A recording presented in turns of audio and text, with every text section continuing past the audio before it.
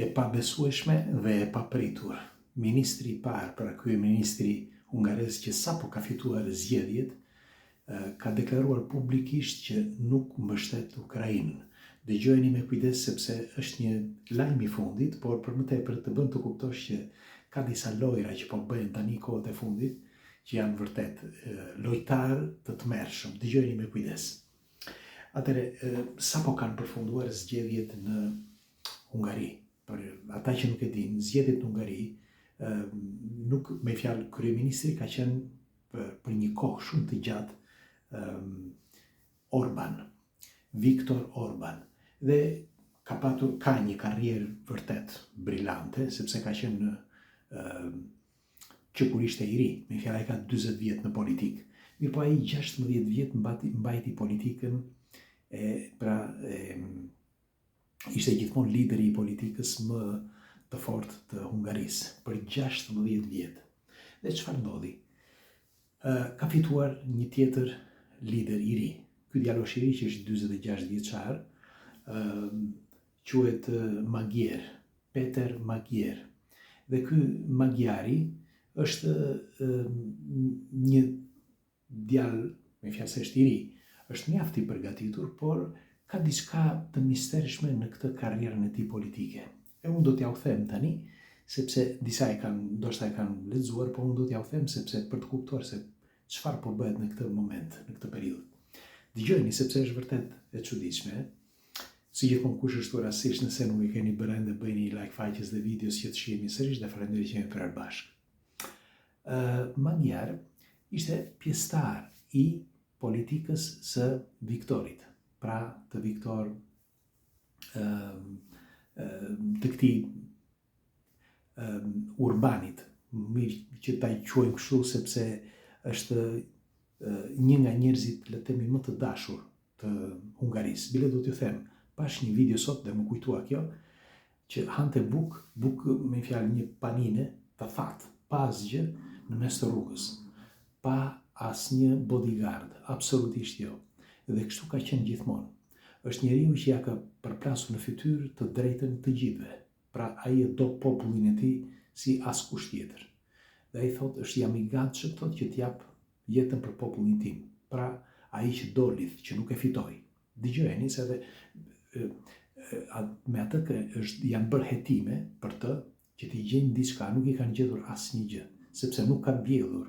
Me fjalë ai që ka punuar me djersën e ballit, siç thotë, ka hapur disa biznese fillimisht, tani bizneset ja kanë lënë dikujt tjetër të familjes, pra nuk i kanë gjetur asgjë. Por pse po ju tregoj këtë? Sepse ky Peter, ose mirë Peter Magyar, është me fjalë ka qenë në politikë brenda partisë së Viktorit. Pra ka qenë në politikë për një kohë të gjatë, ndoshta ishte i ri në moshë, por ishte në politikë. Nuk di tani çfarë roli kishte, por nuk ishte në parti, në nivelet të larta, por ishte në ato zonat e vogla. Dhe erdhi një moment që ai mbeti pa punë. Po flasim në vitin 2021-2022. Dhe si përfundim bëri diçka. Ai në vitin 2024, siç tregohet, dëgjoni me kujdes, në vitin 2024 ai doli publikisht në një video, në një podcast. E këtë podcastin e bëri në një kanal YouTube që quhet Partizan. Dhe merreni me mend, atë video, pra atë live që ka bërë ai atë mbrëmje, sepse ishte një denoncim që bënte, e kanë parë 3 milion shikues, vetëm atë. Pra një shikim kolosal, nuk ishte parë kurrë një shikim i tillë, sepse zakonisht kanë 2.000, 3.000, 5.000, ndoshta deri në 100.000 klikime, por jo 3 milion klikime. Dhe e dini se çfarë bëri ky? Ky u kap me partinë e Viktorit, pra partinë ku ai ishte më përpara, sepse ata kishin liruar nga burgu një të dënuar që ishte dënuar për të mitur. Dhe duke filluar nga këtu, të gjithë fillonin që t'i shkonin pas, pra ndjekës. Hapi kanale në gjitha rrjetet sociale dhe filloi që të bënte fushat. Gjithandej. Madje kaloi një kohë që ai filloi të bënte fushat të gjatë në TikTok, që është më i arriri. sepse vjen shpejt. Dhe filloi që të kishte mira interaksione. Dhe çfarë bëri? Mendoi të bënte një gjë. Themeloi një parti. Nga momenti që themeloi partinë, hapi lajmin e morën vesh që të gjithë. Prisnin sepse ka surpriza, një sekond. E morën vesh që të gjithë dhe ai pastaj si përfundim bëri disa koalicione.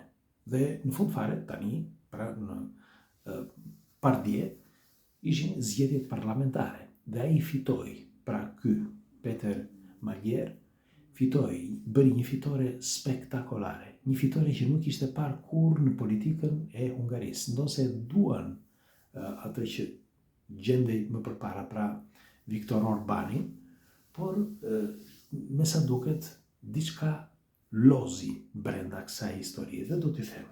Tani, pikë së pari. 1. Dëgjojeni, thuhet që për të mbajtur në këmbë Viktor Orbanin, u fut Rusia. Dhe Rusia e ka mbajtur, pra, jo vetëm në fushat, por ka dërguar edhe specialistë të intelligence, pra të mafjes ruse dhe të politikës ruse, që të shikoni se deri ku mund të arrinin që nëse do të kishte ndonjë problem të mund të rrëzonin këtë të riun. Dhe bën dhe një fushat në për gazeta, në për revista. Nga ana tjetër, ky që është këtu, prisni thash se ka vërtet surpriza.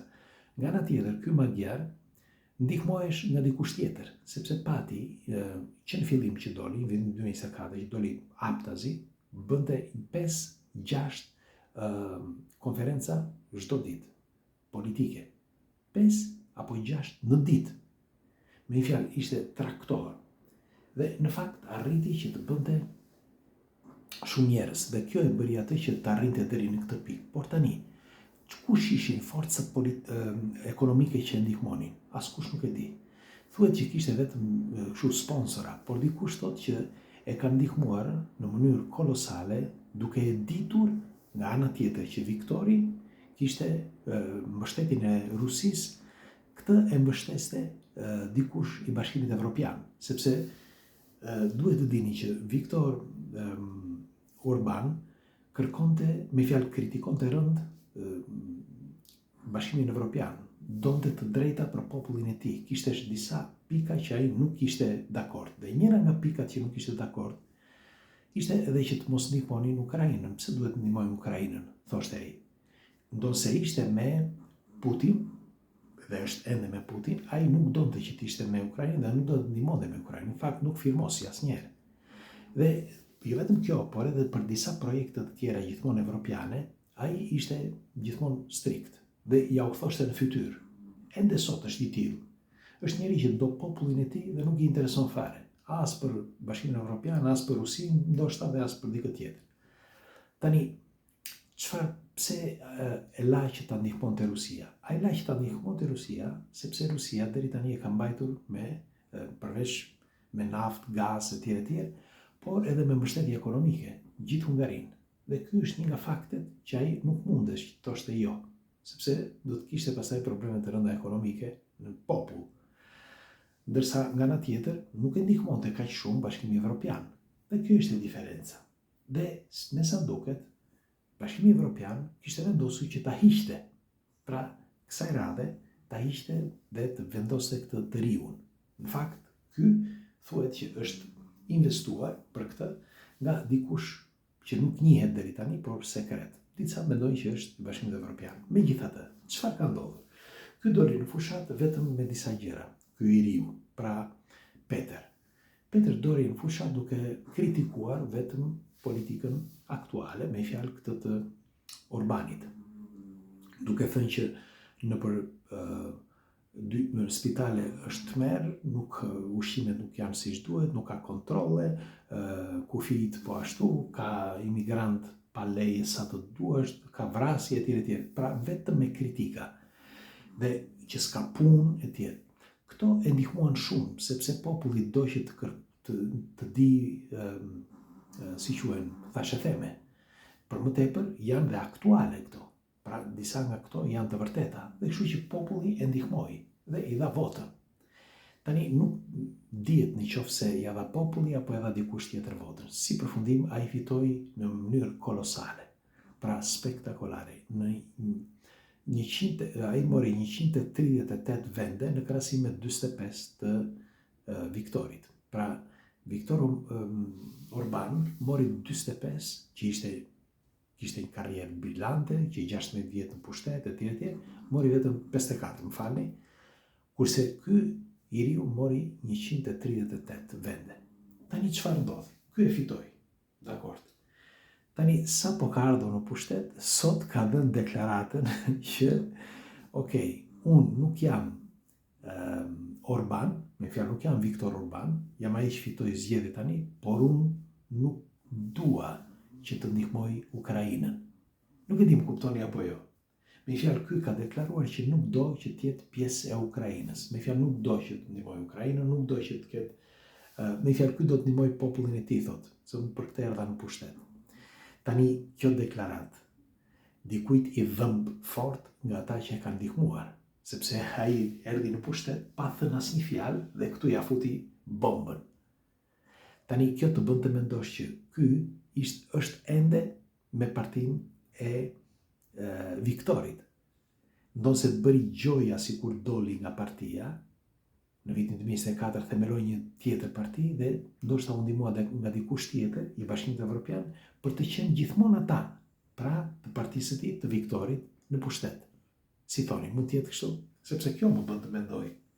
Si është e mundur që ky i qetë kështu, sepse shumë i qetë, shë dhe ku flet, shumë nuk ka ekspresione, me fjalë që ti do, jo, shumë i qetë, kurse Viktori ka ekspresione, kurse ky është mjaft dhe e kontrollon, duket që e kontrollon veten, dhe mendoj që është përgatitur, pra ky nga ana e tij, psikologjikisht dhe edhe ekonomikisht, që të ishte aty, të qëndronte aty dhe të mbante anën e popullit, pra në këtë rast të Viktorit.